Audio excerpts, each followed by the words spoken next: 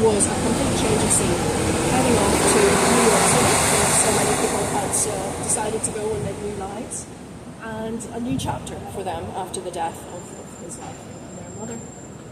So what better way to do that than to sign up to become a seagoing engineer with the White Star Line? So that's what he did. He got a job with White Star as an assistant deck engineer, and then he was posted on board Titanic. He was going to go on his own to begin with, get himself organised and settled in New York, and then come and bring his children over after a while to be together in New York City. That was the plan. With that in mind, he brought my grandfather down to see the ship as it was nearing completion. And my grandfather, you imagine, is only sort of knee-high. And he's looking up at something which is the size of City Hall here. And he couldn't understand what it was. Bear in mind, it was the biggest man-made object ever moved at that time. That's crazy to think of, isn't it? The biggest man-made object ever moved came from a little place on the very western shores of Europe. So my grandfather was most unimpressed by what he saw because he just couldn't take it in. You know, this was too big for him to be able to contemplate. He described it as like a street of towering, frightening buildings. And he said to his father, "I don't understand how that will ever stay up in the water."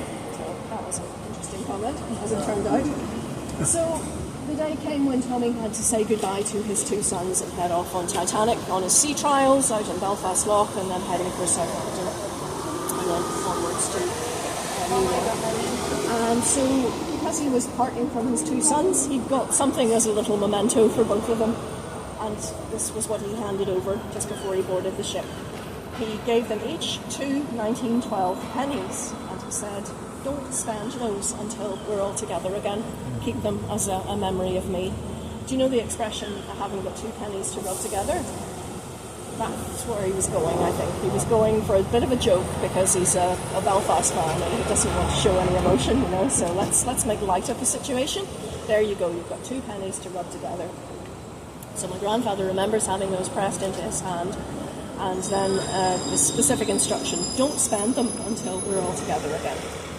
So later that evening, as Titanic was sailing out, he was standing on the shores of Belfast Lough with the pennies clutched so tightly in his hand, he said that the date of 1912 was nearly imprinted into his palm. And he said he couldn't understand why everyone was cheering as the ship sailed away, because obviously it was a sad moment for him. So time passed, and I'd love to tell you that Tommy wrote us lots of letters back from Titanic telling us how he was getting on. But he was working hard. He would work for 12 hours and then hand over to another guy whose name is actually above him on the memorial, a guy called Henry Crease. And they would switch about looking after anything mechanical up on deck level, things like winches and cranes and lifeboat mechanisms and gym equipment on Titanic.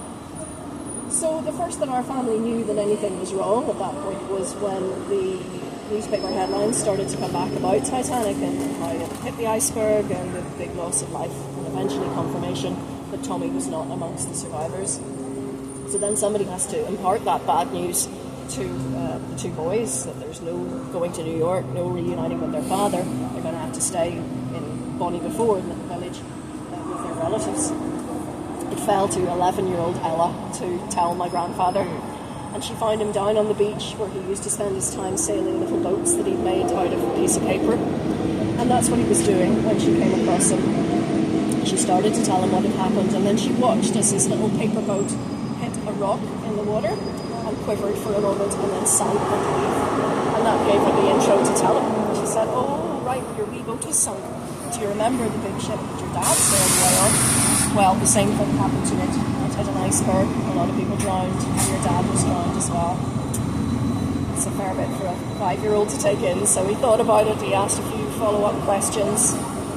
He asked if his dad was coming home. And then when he finally got his hand around that his dad was never going to be back again, he remembered what he'd been told. Don't spend those 2 points until they're all together again.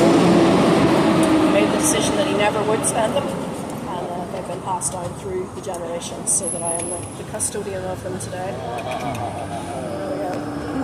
Bigger probably than you were expecting them to be.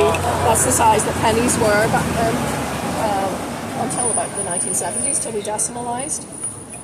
But yeah, they go on their holidays, they go to Branson, Missouri,